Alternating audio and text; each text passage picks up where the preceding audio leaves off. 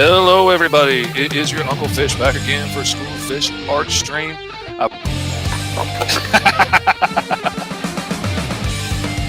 J-Man wants a Gatling gun on the end of his tail. Oh my goodness. J-Man says the tail's where you put all the heavy artillery. Said he used to have a howitzer on the end of his tail.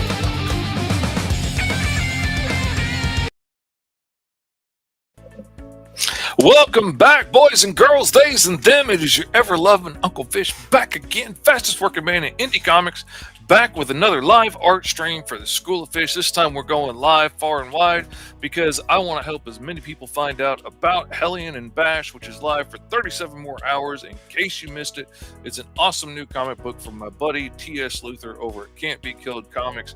It is an amazing book that I am super excited to be a part of. Oh, check it out. You got to cancel your plans because Mr. Fish is back again. I'm telling you, you got to stop what you're doing and you need to go check out Hellion and Bash. It is an awesome comic book.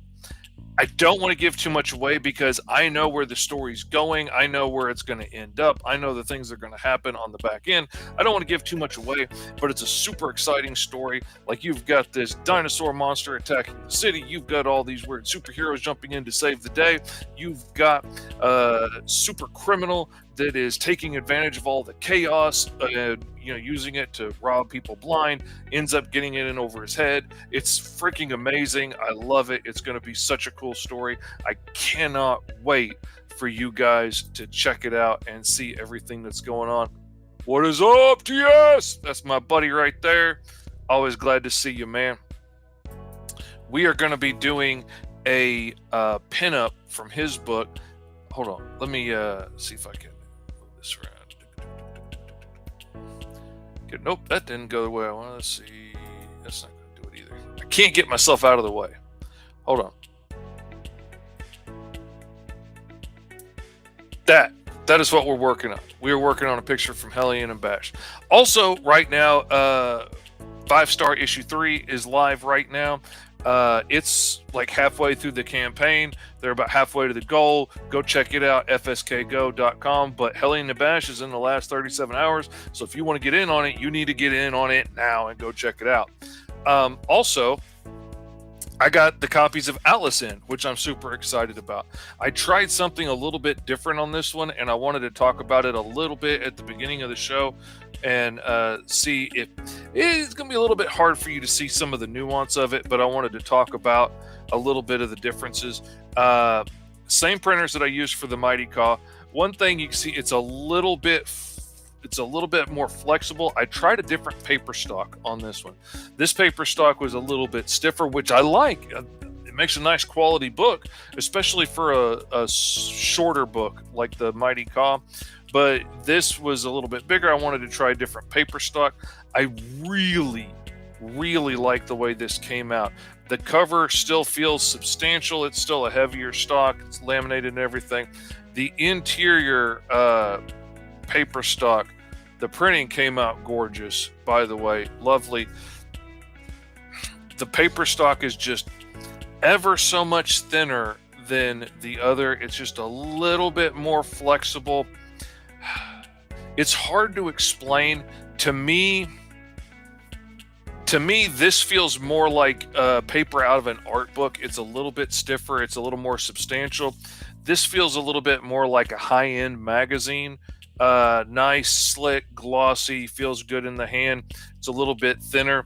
One thing you'll notice, these books are practically the same thickness, and this book is half the size of this book. So it did make a substantial difference in the size of the book. This book being twice as many pages came in the same number of boxes as 500 of this book did, so that was nice for shipping. Despite what it saved me on shipping, just printing alone, it saved me about $50 overall on the book. It's weird. I figured up the difference that it cost per page on printing on the different materials.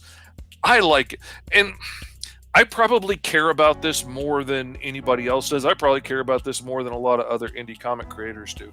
But I pay attention to everything as I'm reading a comic. Like, how easy is it to turn the pages? How glossy is it? Do I have to keep, finagling the pages to get the gloss off of the page so that I can read what the word says? How clear is the lettering? Can I read it without my glasses? Do I have to have my glasses? I pay attention to all of these little things. And a book that stands out to me is Warp Hustler from Laguna Studios.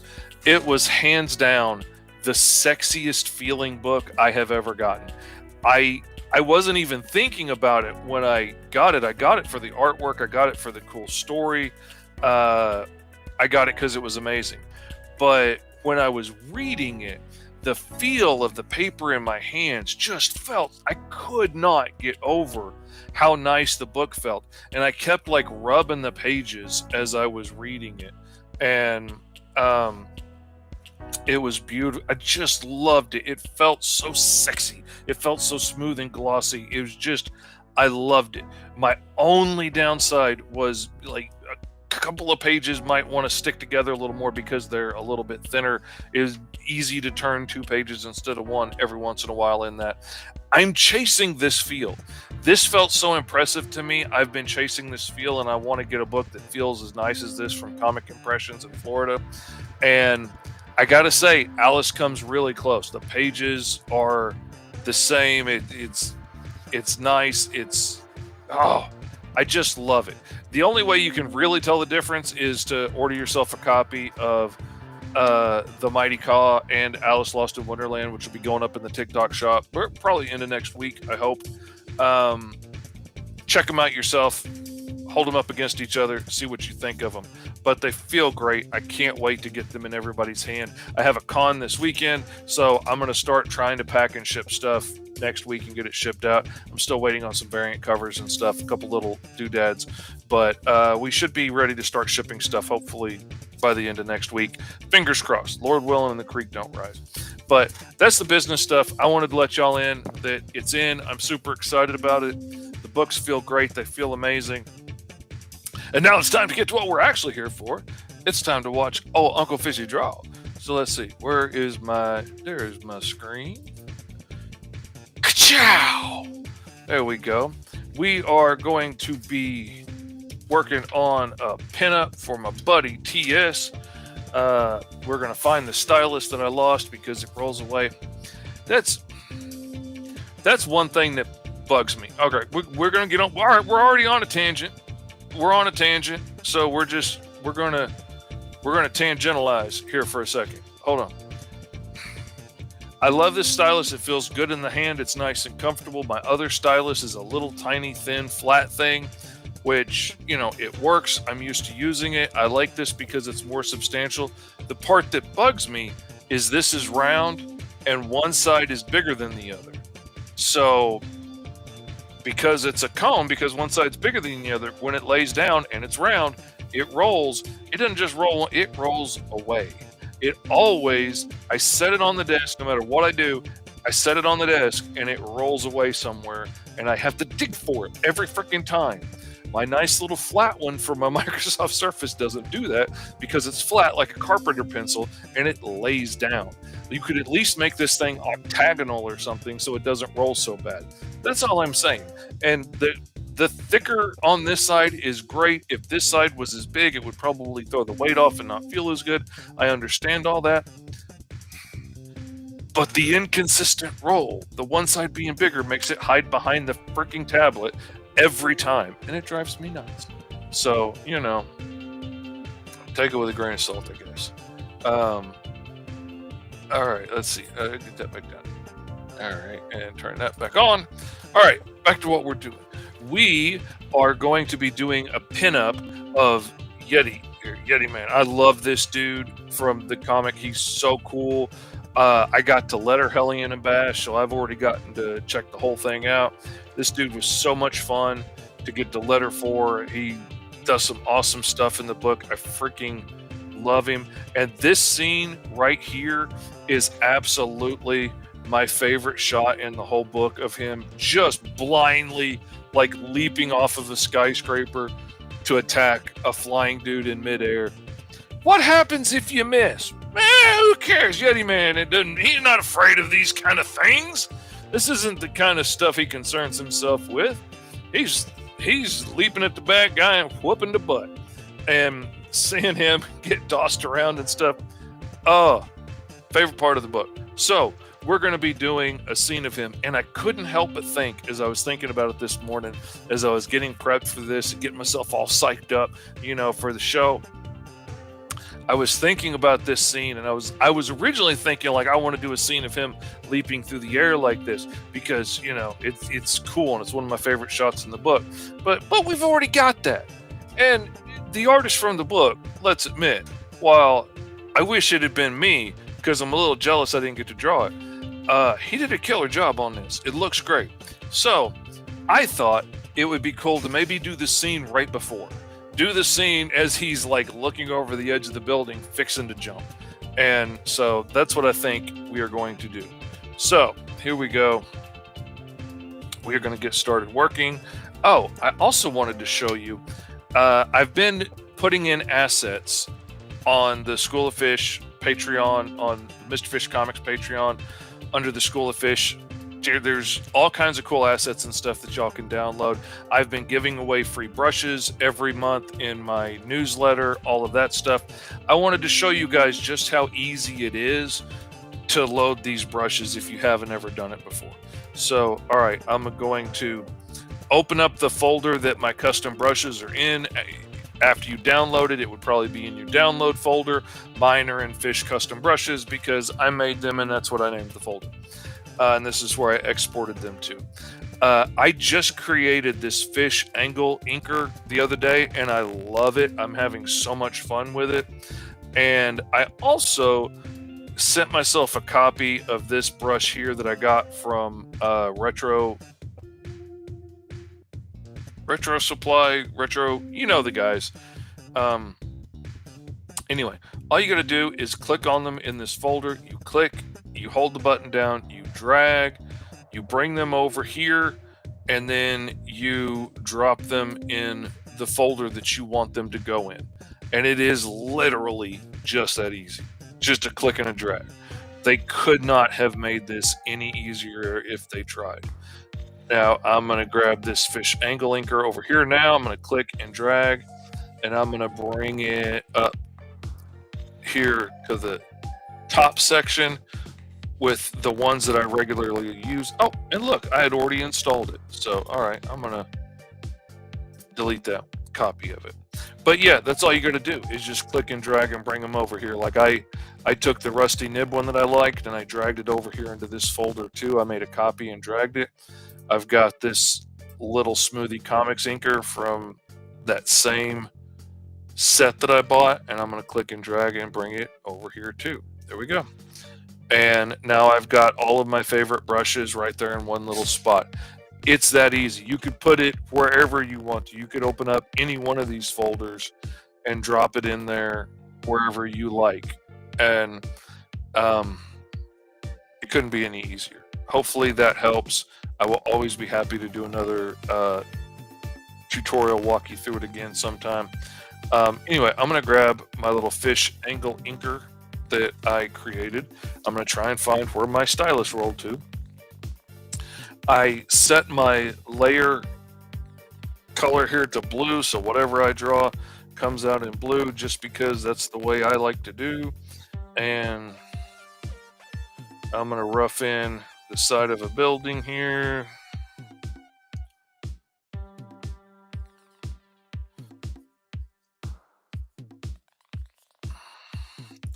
And now, let's see. We need to have like one.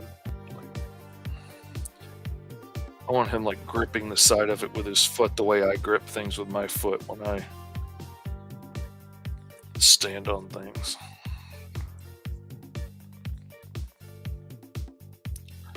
So I'm gonna put his hips this way. I want to throw his upper torso. I like to do, I want to do the hips. If they're angled one way, I want to do the shoulders and the upper torso another way to show that cool twist and turn and contrast. Um, let's see. Let's throw that on. Old T.S. Luther says, off the call, ready to see what Fish has cooking. Fish is cooking, baby. Fish is getting it done. I would say in the sun, but I'm in the dark. Let's see. We're just going to play around with some rough hand gestures and stuff here and see if we can figure out what we want to do. Might move things around. Might strike magic with the first shot. You never know.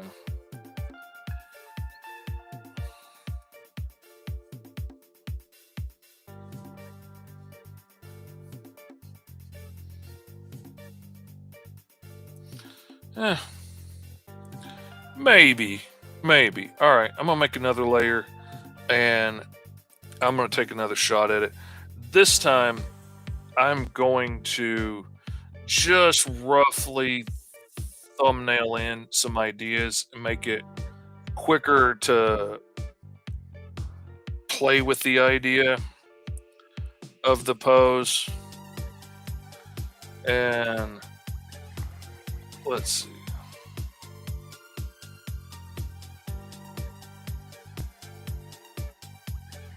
So kind of lean forward a little bit. Kind of one hand out here and one up here. That's not bad. Or we could have him like head down, looking over the edge like he's about to jump. That would be cool. Or we could have him like barreling at the camera.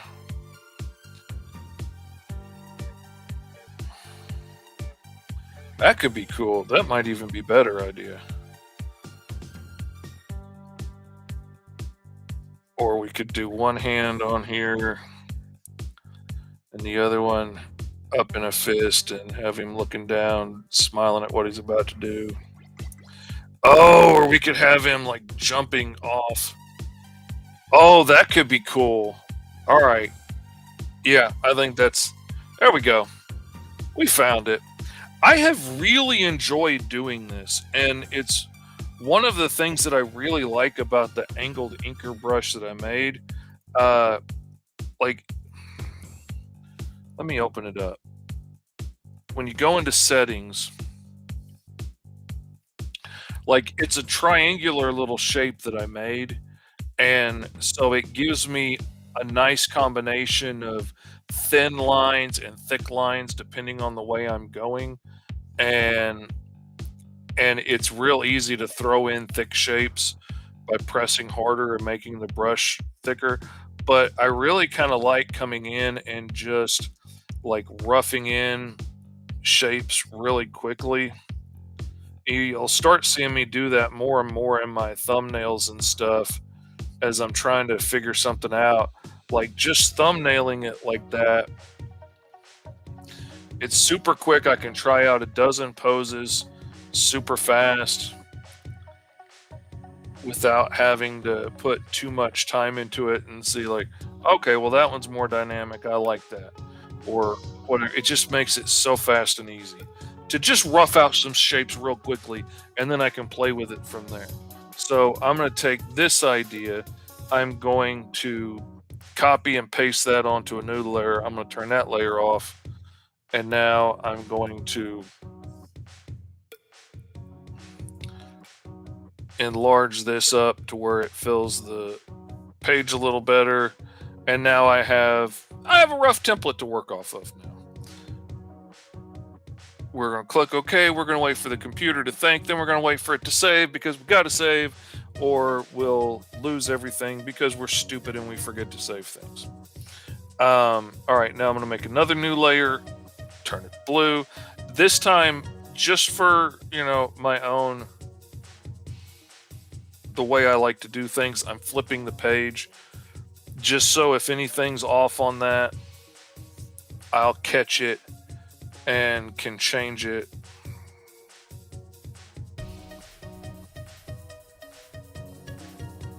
All right. Gotta save, man. Gotta save, gotta save.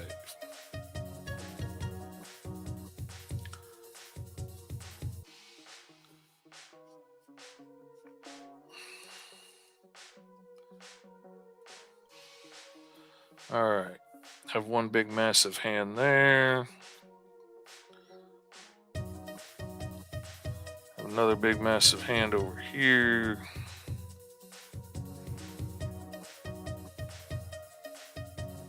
I tell you, one thing working in comic books will do, it will give you a messed up sense of proportion after working in comics for so long. And it gave me body image issues for a bit because I'm such a large guy. I'm such a giant, and my hands are bigger than everybody else's hands.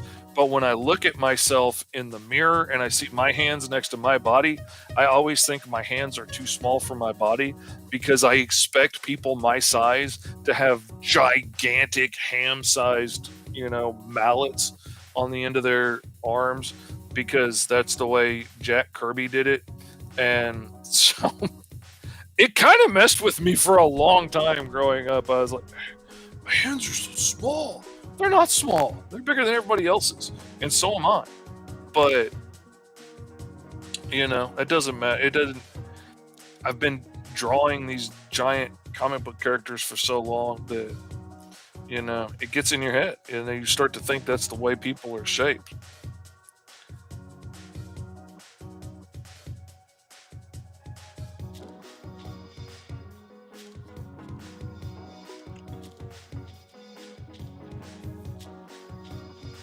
All right, let's see. I want to. Let's see, I want to grab that. And I want to edit, copy, and then I come over. Oh, no. There we are. And then I want to paste to shown position. And then I want to move it over here out of the way. But I want some good references to look at while I'm drawing his head because I've never drawn him before. And I want to make sure that I get things right. And let's see.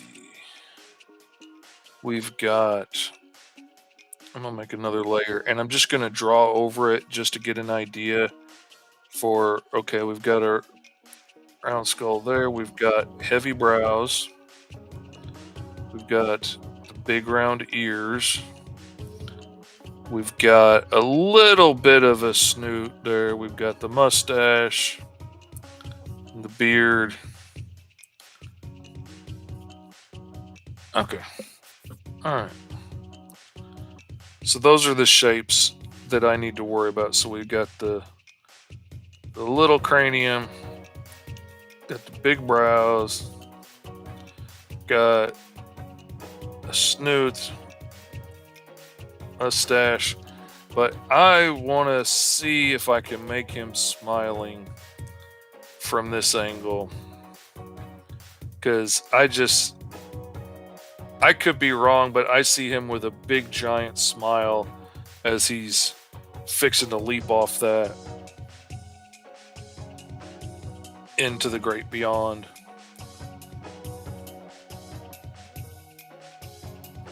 I see him enjoying his work. So I'm drawing it, so I'm gonna say, I'm gonna pretend like the writer's not watching in the comments and gonna tell me that I suck and that I screwed it all up and ruined your vision, man.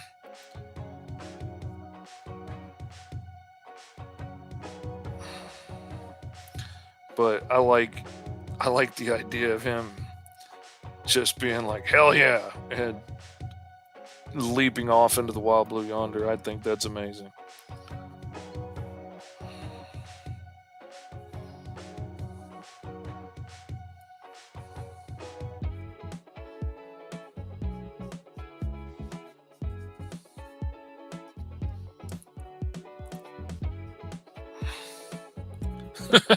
I knew it!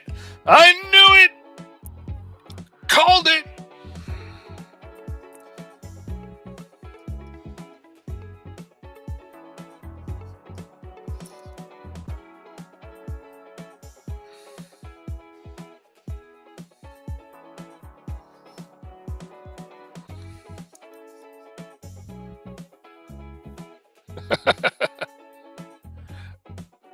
I felt like I was getting his vibe. And I messed up and forgot that I was on another layer. So I'm going to erase my little sketch of him there because I'm drawing on a whole different layer now. That layer I just drew his face on is different than the layer that I was on a second ago. But that's okay. We're not going to cry about it. We're not going to cry. There's no crying in comic books and baseball. That's what Tom Hanks told me. And Lord knows I listen to the Hanks.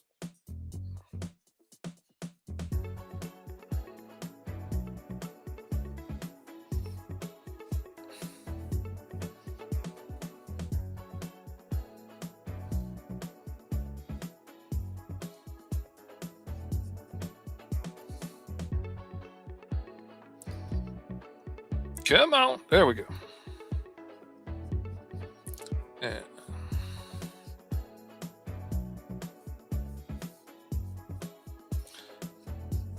So, what we got, the amazing, the one of a kind, the one and only T.S. Luther, Can't Be Killed Comics fame,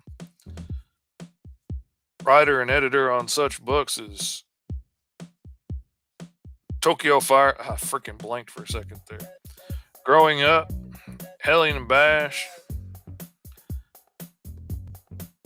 writer and editor on such amazing things as Alice Lost in Wonderland and Fish Tales. How is the campaign going, man? In Hanks we trust. You know that's right.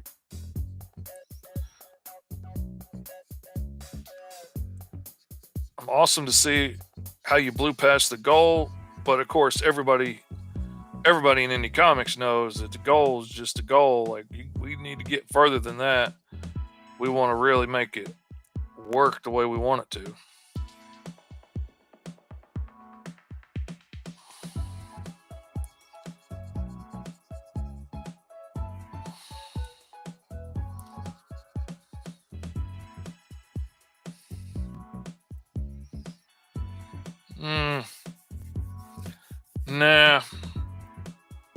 Nah, that's not the ticket.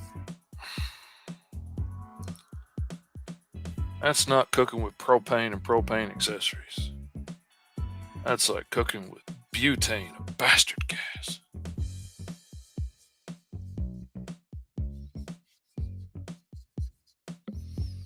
Sitting at close to 2.4K. Yeah, man. I was looking at that, man. That's awesome.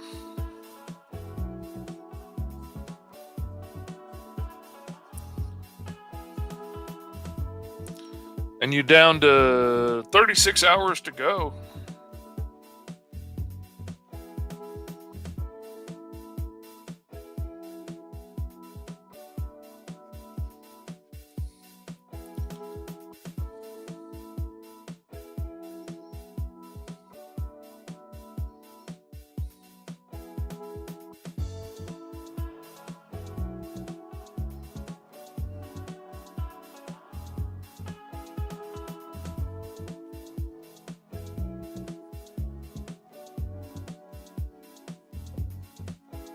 $479% funded, says the number nerds. You don't cross the number nerds. Wouldn't know how to if you wanted to.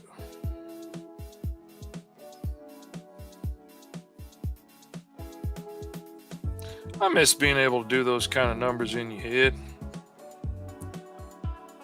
Just PSA for the week, don't play around with the heat. Heat stroke is a beast. Heat stroke don't play. That's what they say.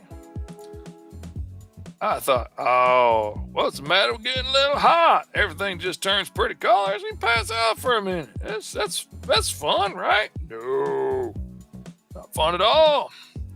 Permanent brain damage is not fun. Face blindness, not fun. Losing points off your IQ, not fun. Not the end of the world, but not fun.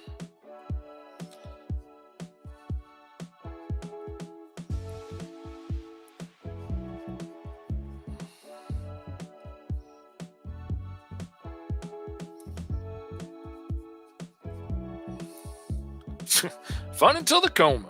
That's what they all say. It's all fun and games. It's all fun and games till the coma. Somebody sticks a catheter up your yinky.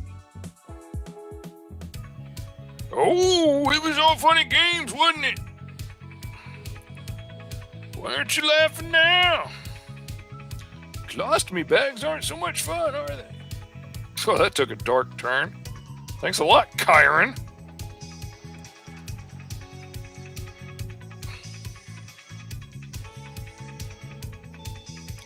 Throw some extra buildings in the back, because, you know what your Uncle Fishy says. Anything worth doing's worth overdoing.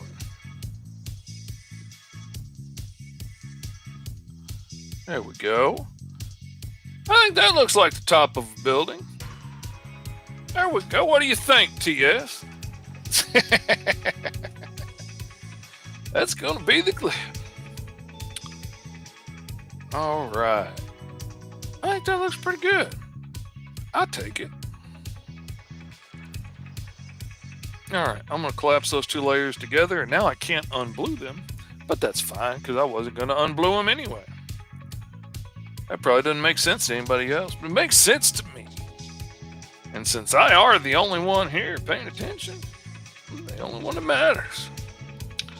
We're going to turn that layer black because that lets me know that that's an ink layer, and that's my own little shorthand, and it's a whole lot easier to find than trying to find little bitty layer titles.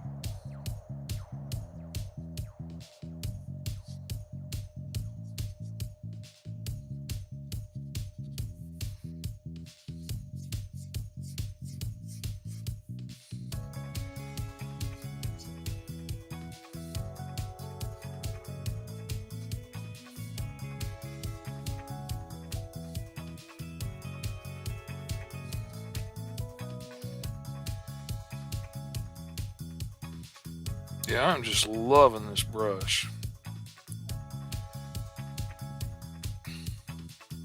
And I made it extra rough and extra textured and stuff, but I'm digging it. And I've been doing more traditional art lately as well.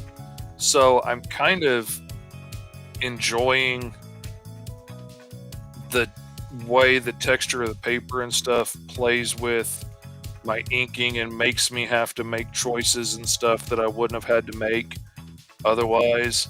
And I just like that. I like the challenge that has been bringing me. And so I wanted to bring in some of that when I was designing this inking brush. And honestly, I was watching Mike Watson ink on his Chat and Draw show, and I was just mesmerized with the lines he was getting out of the pen he was using. And I'm sure it's one of the pens that probably just came with the Apple software that everybody draws in. Procreate, that's the one. I don't use it, so it's not on the tip of my tongue. But I'm sure it just comes on Procreate, most likely. but I was enjoying it so much watching him use it. I was like, I bet you I could come up with something like that. And I came up with something pretty close, and it's a little different than what he was using, but I like what I came up with. I've really been enjoying it. It's probably going to be my main inking brush for a while.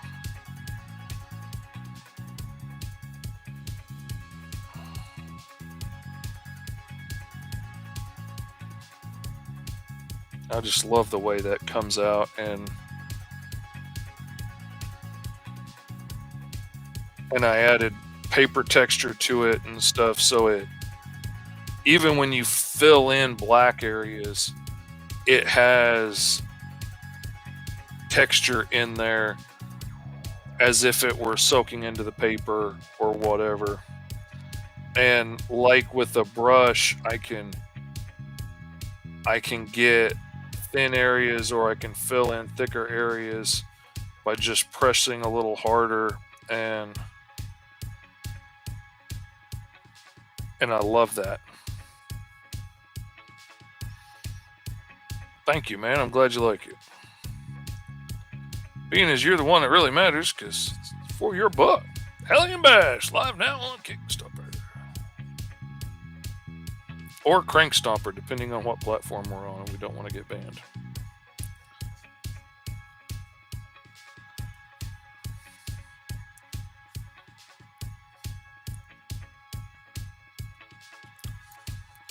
Nah, we're not going to go that willy-nilly with the nipples.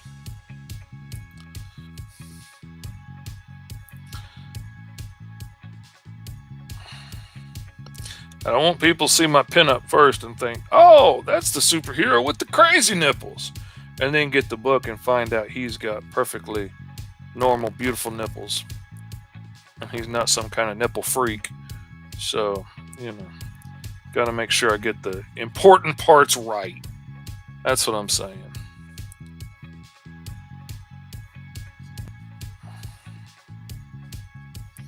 Every character's got their thing that's got to be right. Batman's got to have his brood, his seriousness. Got to have a gargoyle to hang off of in Gotham, and, look all serious and everything. Spider-Man's got his skinny, athletic physique and his angst. Ms. Marvel has her teen optimism and everything, and yet he's got his perfect nipples. Everybody's got a trademark in this world. That's what TS told me. You gotta find out what it is and stare into the skid.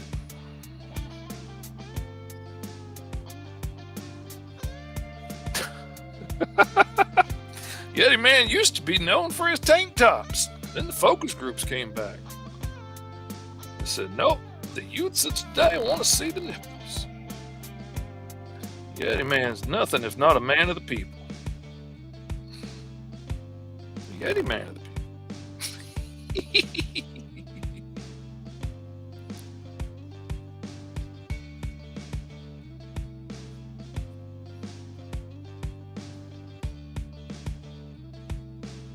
Nope, too symmetrical, too even.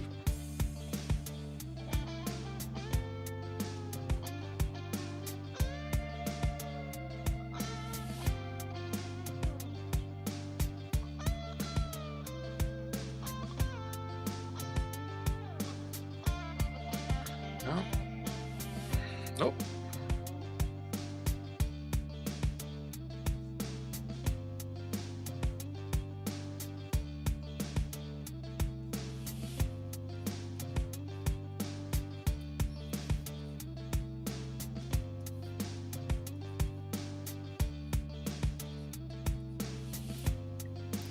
My feelings are going to be hurt if that doesn't become part of the character at some point now.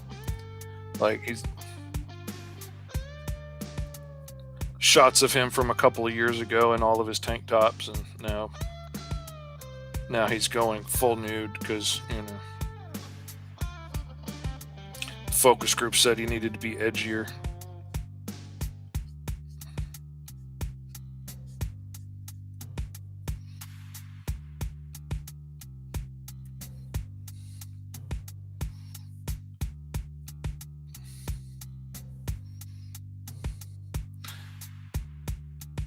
Yeah, the focus group said among kids 13 to 14 that you're giving off Wookiee Skibbity vibes now.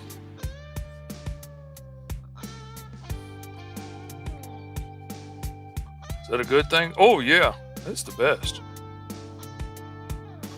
Well, it depends on the tone it was said with, really, but we believe it's good.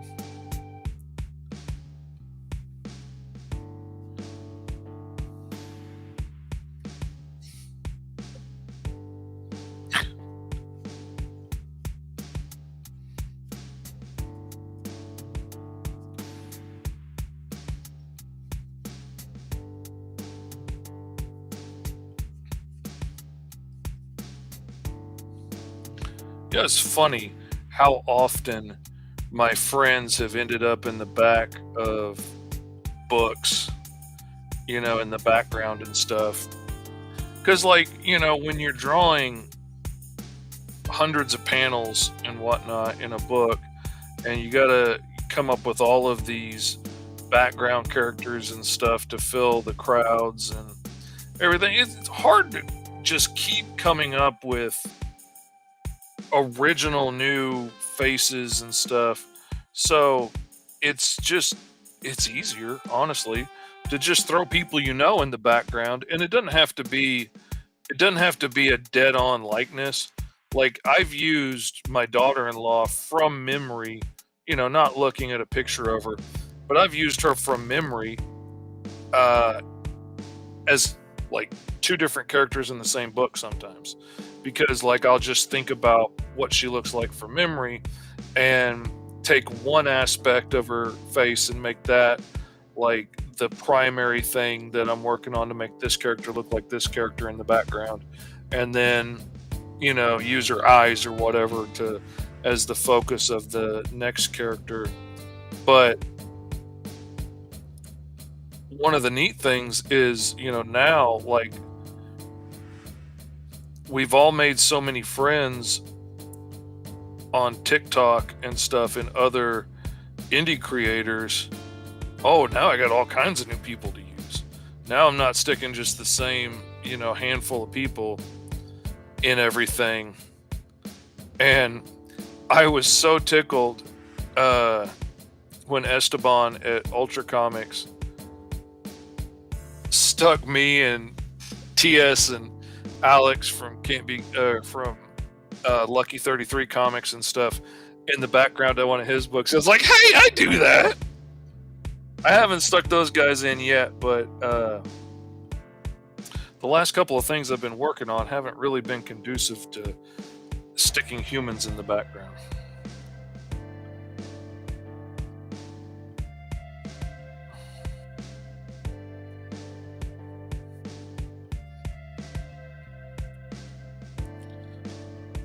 Now, 5 Star, that is live now on Crankstopper at FSK Go, you'll probably see like me and the kids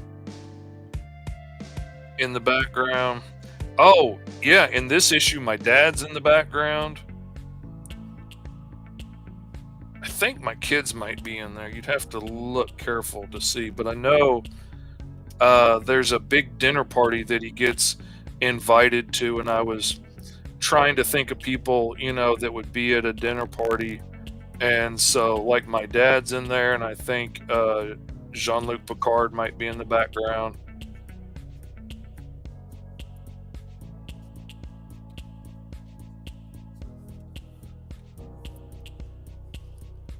Stuff like that. Yeah, that was so cool, man. That was, and like I said, I've done it with my friends a lot, but that was the first time of me getting to be one somebody else stuck in there. Like, I stick myself in the background a lot just because, yeah, people are weird, and sometimes I don't want to stick somebody in there and be like, why'd you have to have me be scared? Why'd I have to be ducking from the bad guy? Why didn't I, like, jump up and take his gun? Because you're not the hero of the story, Matt. It's not about you. It's about 5 Star or whoever being the hero.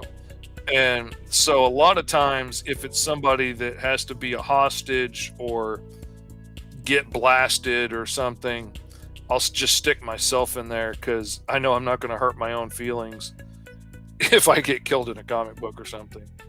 Or how do I know I didn't, win? Or, who knows what happens? People will freak out about the weirdest stuff sometimes.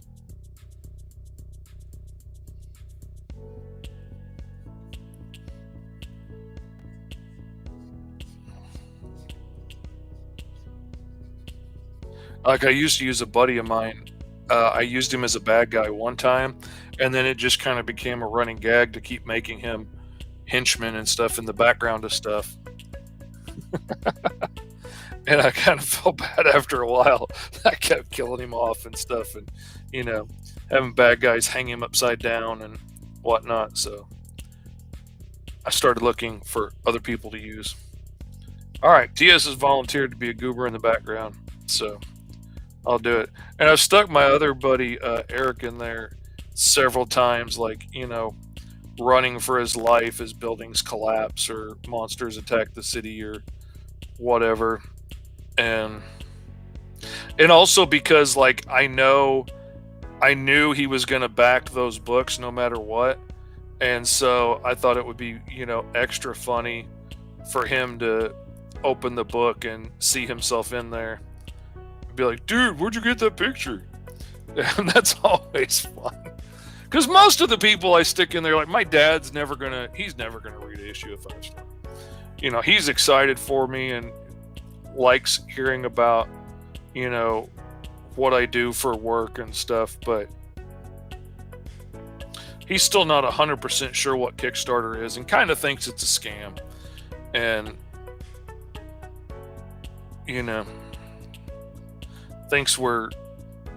I think a little bit of him thinks we're just tricking old people into giving us their credit card information. Like, that's not what it is. It's people that want to help see these books get made, investing in doing that, and in return they get copies of the book and signed copies and t-shirts and whatever cool other swag they might do on a campaign. But there's that part of him that's like, yeah, it's on the internet, it's probably a scam. But of a certain generation and whatnot.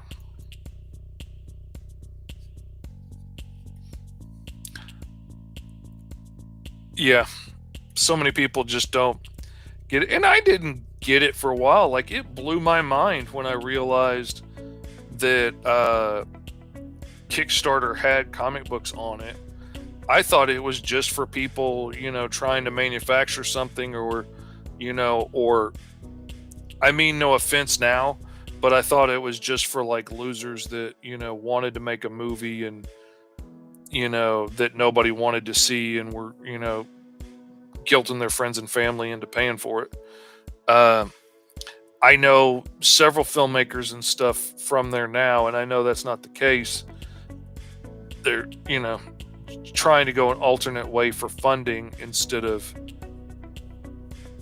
a studio system that has no interest in things that aren't going to make a $300 million at the box office. They're only interested in blockbuster movies now. Nobody's interested in small, quiet romances or all the other interesting stories that you used to could get made more easily now. Studio's never going to make a I don't know, Chasing Amy or Good Will Hunting. Those aren't going to happen again for a while like that, because studios aren't going to take a chance on that kind of stuff. They're only interested in the next Endgame or stuff like that now. And it's a shame, because you miss a lot of small things that could end up becoming really big, awesome things. All right, there we go. We got him in place. Now we just got to figure out these old stupid buildings. Somebody had to be a smart aleck. put all kinds of fancy stuff in there. Some egotistical little weirdo. It's like, if it's worth doing, it's worth overdoing. Yeah. Past Fishy thought it was all fun and games. Now Fishy has to figure out how to make that work. Didn't think about that when you were making it difficult, did you, Past Fishy? No, you only thought of yourself. You only thought of the views. You did it for the clicks. Did it for the clicks. Alrighty. There we go. We're going to see how those perspective lines work out, because they might not. That's always a distinct possibility. The stuff I drew might have been absolute nonsense, and it may not work out. Alright, I'm going to make a new vector layer. And now I'm just laying out lines that I can use as for patterns to put my building drawings in. All right, let's see. I'm gonna come down here to that layer. I'm gonna make it green because I make all my perspective layers green because that's the ground. And that's where perspective comes from in my brain. And I'm just gonna block out these buildings.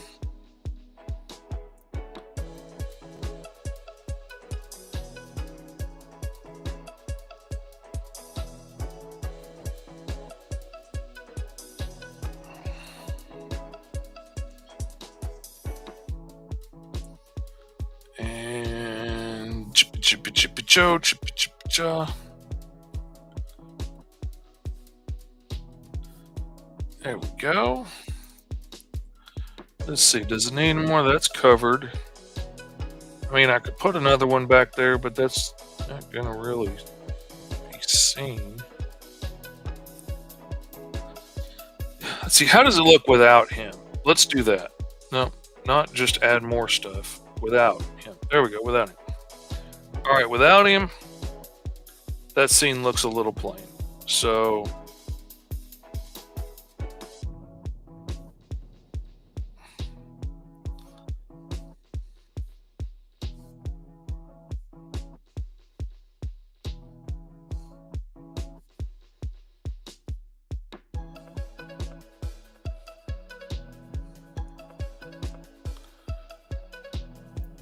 alright, let's go one higher.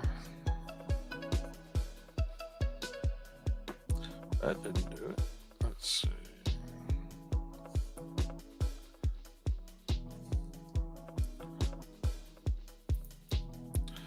Alright, now let's see how that looks with him in it. Okay, that's just going to fill in that area behind him, but I'm going to go ahead and make the whole background anyway, because mostly because I may want to use this background again later for another character or another pinup or something. So it's nice to go ahead and have a cool background to use. It's worth the time to go ahead and put the effort into making a cool background for that pinup so that I can use it for other stuff later. Like, I would like to start doing custom caricature posters of people like TS as his favorite superhero, and if I've got cool backgrounds that I can go ahead and throw those images on, all the better. So, all right, now that I've got that all laid out, now let's import some buildings. Import image. Mr. Fish Clip Art, because I do everything in one giant folder. I kind of wish I hadn't done that now, but it's too late. And I can't see any of them because they're all translucent, and I know that. But I keep looking anyway.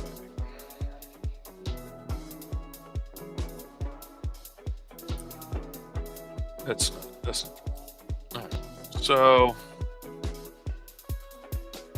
I'm just gonna grab a series of these and import them. Oh, and we're going to download them. And we're going to take a moment to take a drink. This show brought to you by coffee, the better way to start your day.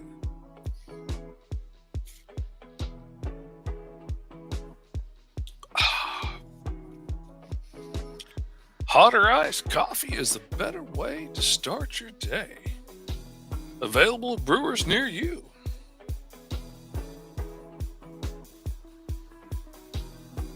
You can find it in the coffee cabinet of most homes. Alrighty, let's see. That's a whole mess of buildings. That's not the one to turn off. So we're just going to turn off some of these and look at them one at a time and figure out where we're going to stick them. Right, that's that one. All right, we are going to duplicate it. So it's always nice to have a clean copy of it that hasn't been screwed with. And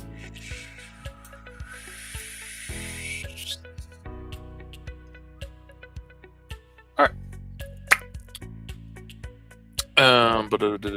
Where am I? We're going to go from scale and rotate to free transform. So now I can bend it to my will.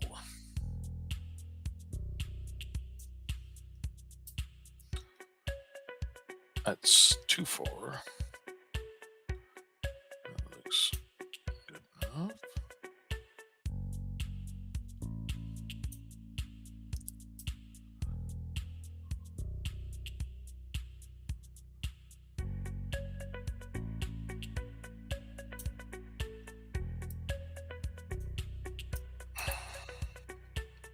And then we wait for it to save.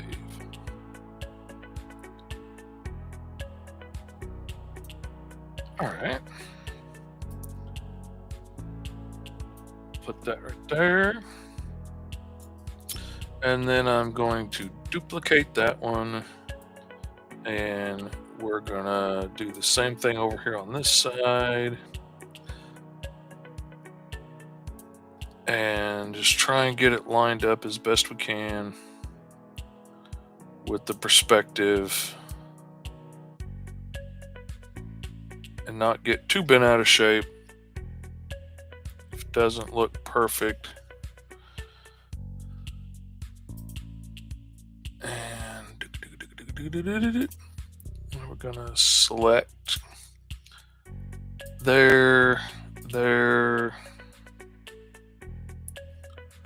Oh man, we still got the perspective on. I forgot. Turn that off for now. And we're going to undo that selection because that selection's no good. And now we're going to make a new selection. From there to there, to there, to there, to there, back to there. And we are going to layer mask selection on that one. Then we're going to right click. We're going to go down to selection from layer and create selection, which gives us that selection back again. We're going to go down to the next layer and we are going to right click, layer mask selection again, except we did it wrong that time because it inverted the selection when we made it from the layer. We didn't think about that. So we're going to go layer mask. I've inverted the selection, so we're going to mask selection now. Boop, there we go. We cut it off without cutting it off. So now it's still in object. I can still move it around if I want to, but it's masked off where I need it to be. I don't have to do it that way, but that's the way I wanted to do it for that one. All right, I don't want to use that one. That one will work. Okay. I'm going to duplicate it because I don't want to get rid of the original. And I'm going to take it off of free transform and back to scale and rotate because I don't want to free transform it yet. That's too much too soon. All right. And we'll go to about there. All right, now I'm going to duplicate that. And now I'm going to go to free transform I'm going to grab this side and flip it over here. And this way, all of those line up on the edge. And if I don't mess with these two edges, if I don't mess with that dot or that dot, these two should stay pretty well lined up if I play my cards right. And now I can grab this one. As long as I don't mess with this edge, they should stay pretty well lined up, even though I'm going to move them around to get them into perspective. Yep, see, it moved. Which means something is out of line here, most likely. Or sometimes it just won't do right. Okay, see, that's what I got to do to make that work, and that's too far. So something is off.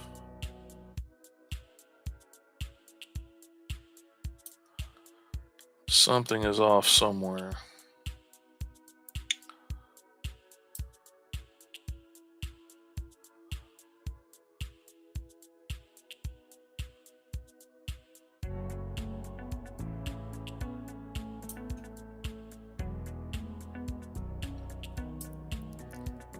Part of it is that line's off, so now I do have to move it.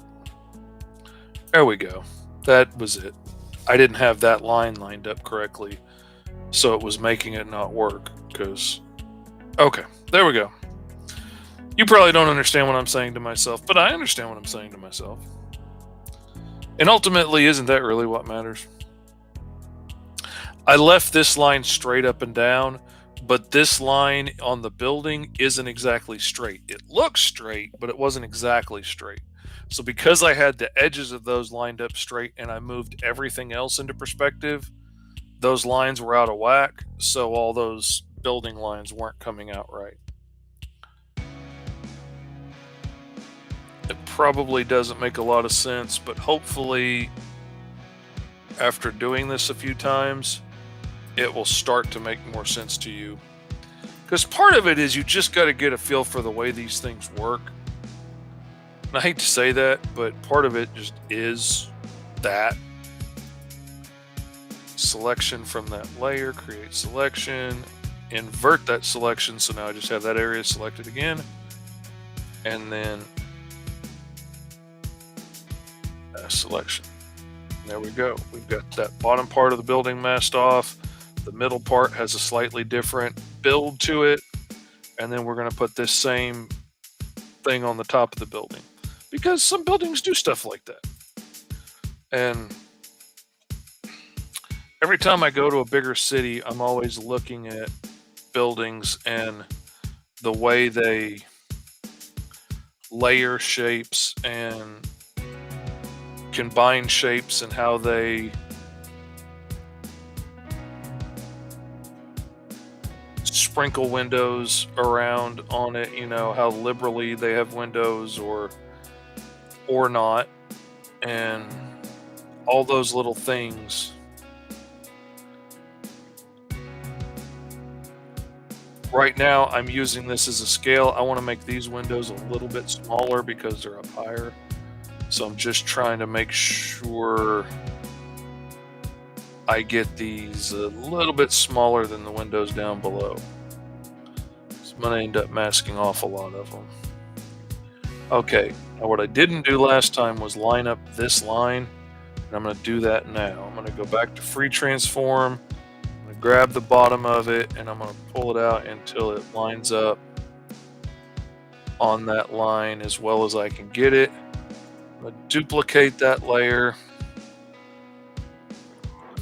flip this side over here.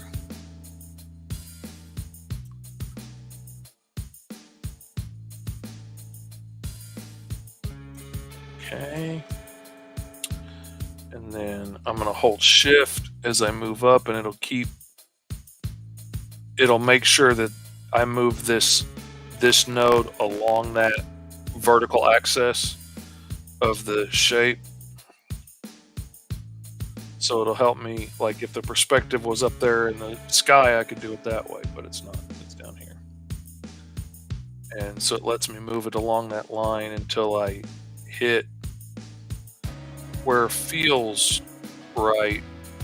And I'm trying to look at the other lines of the building around it and get it to match up. Alright, we'll see how that does. Then I'll grab this wall and move it over here until I get that top corner to match up. And then move this one out some.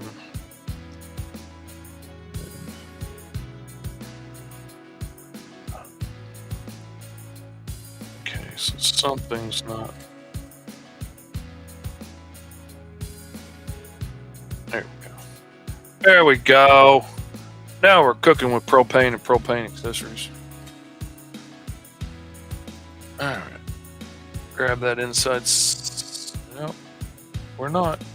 We're going to grab that inside selection. We're going to turn this layer back on. And we are going to layer mask outside of the selection so it masks off everything outside of that little area. We're going to go to this one, turn it off. Grab that little area. Turn it back on. Layer mask outside of that selection. And boom. There you go. We got that building. This line is bugging the crap out of me. So we're going to delete that.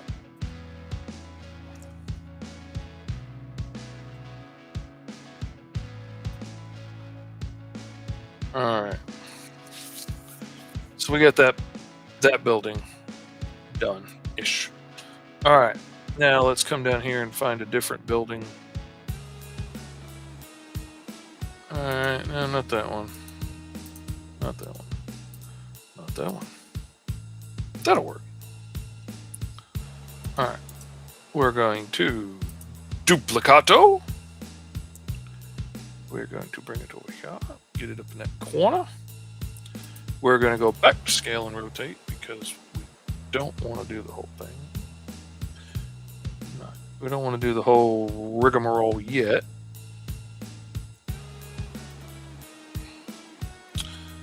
Zoom in so we can see what we're doing. Now we're going to go to free transform. I'm going to bring this line over here until it matches up. And then we are going to duplicate. Grab that edge. We're going to bring it down over here once again. We're going to grab that line and we're going to bring it up. Yes, indeed, boys and girls, we are going to bring it up. The answer again is bring it up.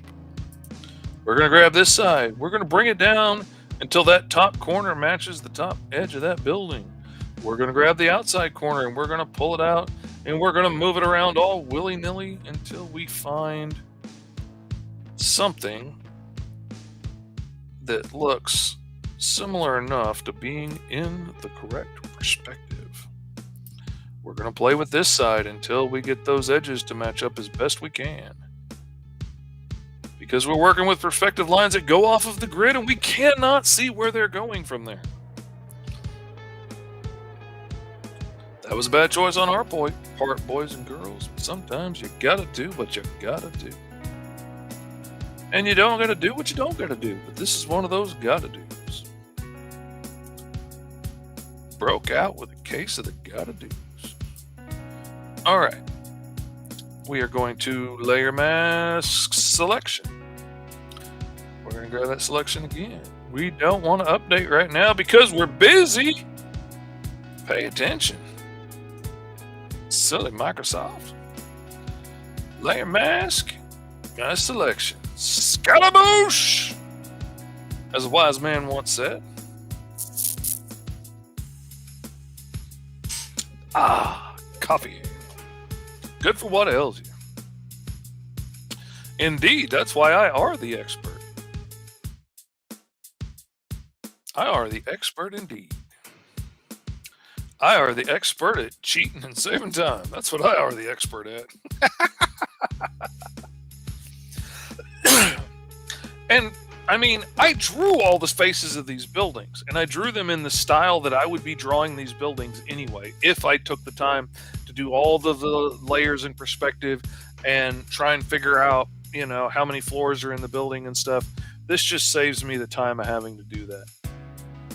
This lets me do it once well, and then reuse that material over and over again. None of those don't want that one. Man, I don't want that one either.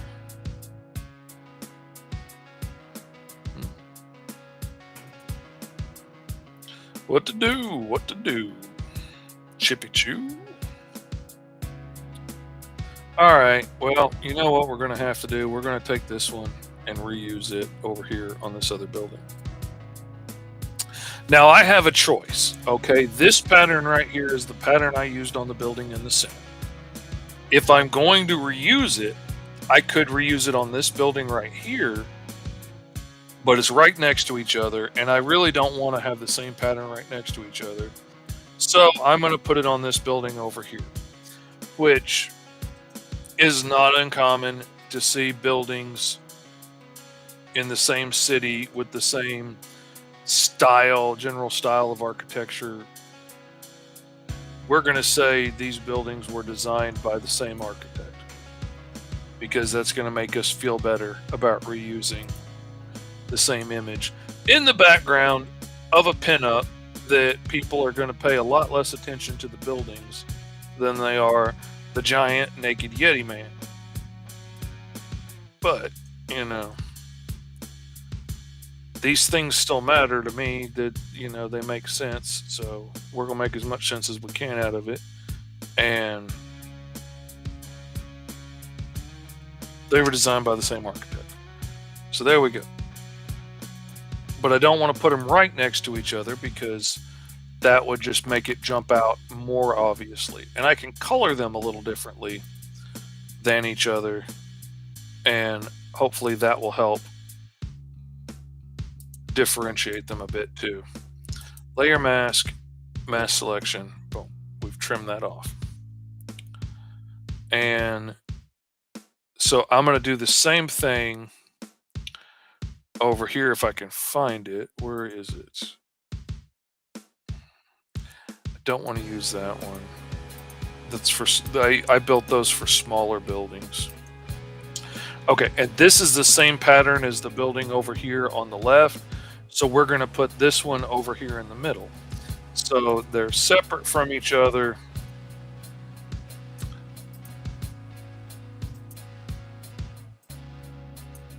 Yeah, the same image, the same texture is being repeated on the building, but hopefully it's far enough apart from each other that it won't be super glaringly, it won't stand out as like, hey, those are all the same. So not exactly the same, but they're close. All right, I'm trying to find free transform under the object select tool there, and we're going to move those corners up to match.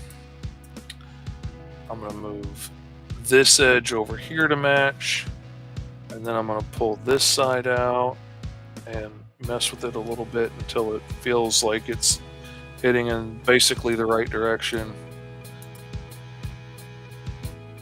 and then duplicate it. And now I'm just going to mess with these other edges. I'm going to leave that center line that I already lined up alone and pull it out. Now I've got this line to go with for perspective, this direction. So since I don't really have anything for this line to go with, I'm going to try and match up to what I've got over here, because I can match up with this line. And that's not perfectly matched up. That's probably a little bit better. So I'm going to try and make sure that these guys match up as good as they can and use that as my guide. All right. And now turn those off. and I'm going to select inside this shape, turn that one, that's not that one on, and then I'm going to right click on it, layer mask, mask outside of the selection. I'm going to select inside this one, do the same thing. I'm going to mask off anything outside of that selection that I made. Sometimes you want to mask off the selection you made, sometimes you want to mask off outside of it. It just depends on what you're doing. If you're new to masking off your layers, I understand that's confusing and you might not know when to use what, but there's times that it's just going to be easier to select out one little section and say, okay, I want to mask that off. I want to cut that off so you can't see it. Or sometimes it's easier to select everything and say, I want everything out here masked. It depends on what you need to do. Masking is a really important thing that you need to get a grasp of. It's going to come in really handy because it lets you cut off part of an image so you can't see it without actually deleting that material. Like if you draw a really cool image of, the full body of your super character, super dude, and then it turns out you want part of his body to be behind that building, maybe you want to mask that off instead of just select it and delete it forever and then not have that artwork anymore. Maybe you're going to want to use that image of super dude flying or whatever in another scene later. So masking off those part of his legs lets you keep that entire piece of artwork and use it later. Sometimes I draw really cool backgrounds and I will draw the whole background out in detail. And then when I layer characters over it, I will just go and mask out behind those characters. I'll mask out the background there. That way the entire piece of artwork is fine. I can reuse it again later. Like if I spent an hour drawing this scene of, the evil scientist's laboratory, then I want to be able to reuse that scene later if it comes up. Maybe I can zoom in on this section of it. Maybe I can zoom in over here. Maybe I can flip it. Maybe, who knows what I can do. Maybe I can angle it and zoom in and get a whole different shot for a fight scene or something and have my background done already with a piece of artwork that I made earlier. That's why I go ahead and draw out the whole background so I can mask it off later. That's why I'm drawing out the whole background on this, even though I know Yeti Man's going to cover up a lot of this. I'm drawing the whole background on it so I've got it for later, so I can reuse it in another scene when I want to and have it done. So this way I've got the buildings and everything are cool, but when I throw Yeti Man over it, I will mask off behind him. So let's do that right now. Okay, there is the layer with Yeti Man. And if we throw it all together, well, you can't see squat. So I'm going to move the layer with Yeti Man all the way up to the top. All right. Now he's on top of it, but you still can't see anything. And then I'm going to select all these layers with the buildings, even the buildings that I'm not using, even the perspective grid. I'm going to grab all of that, throw that into one folder. So now I have one nice, neat little folder that has all that stuff in it. I can turn it on and off as I see fit. All right, I'm going to turn it off. I'm going to go to my Magic Wand selection tool, refer to all layers. I am going to click outside of Yeti Man. And just as I was afraid, with all of his fur and everything, it did not make a good selection. I was afraid that was going to happen. So instead, what we're going to do is we are going to turn that whole folder blue for now so it's easier to tell what's going on. I'm going to right click on the whole layer. I'm going to go to layer mask and I'm going to go to mask selection. Nothing happened because I didn't make a selection. But now what I can do, I can make sure I'm clicked on that little white layer right there. Let me turn off the comments so you can see it as big as possible. Okay, now I clicked layer mask, mask selected area, but because I didn't have anything selected, nothing changed. But now I have a nice blank canvas over here for my mask that I can draw on and mask things out. So I'm going to get my lasso fill tool. I'm going to make sure it's on transparent ink, and then that lets me come in and, whoops, gotta make sure I'm on the right tool. I can come in and draw in here and mask off all that area. Now, I'm not permanently deleting those buildings. They're still there. They're still inside the folder. I'm just making this part of the folder invisible. I'm just like I'm covering it with a mask. It comes from airbrushing. When you didn't want to spray something on an area, you would make a mask. You cut a template out of paper or masking tape or whatever. That's why it's called masking tape. It's for masking areas off. And then you could airbrush or spray paint or whatever and not have to worry about getting paint on that area because it was masked off. That's where the term comes from, and that's still essentially what we're doing.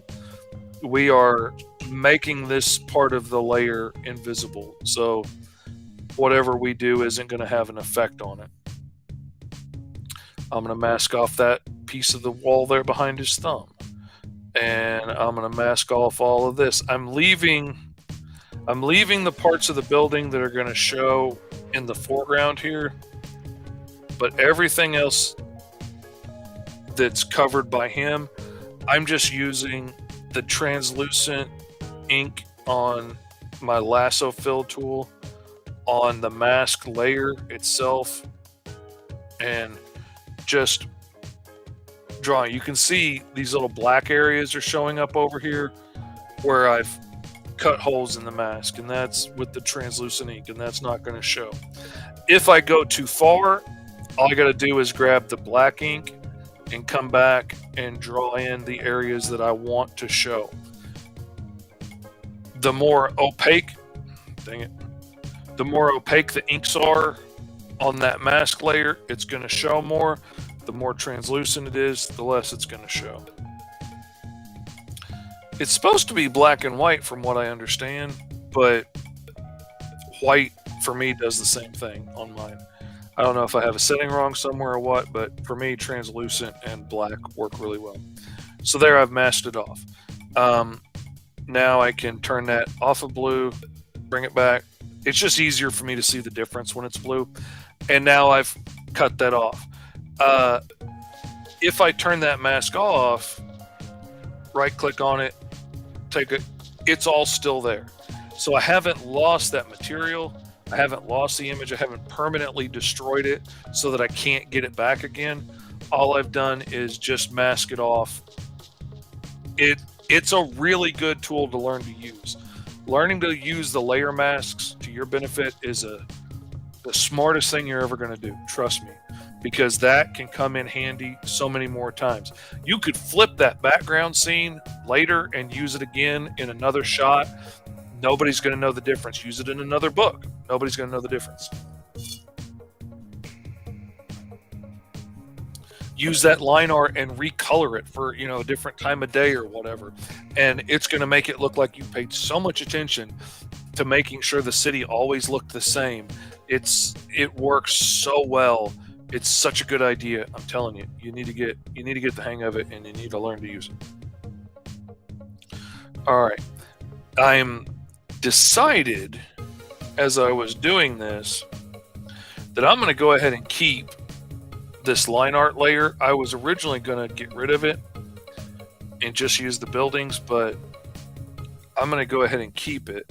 So I want to thicken up this line in the foreground.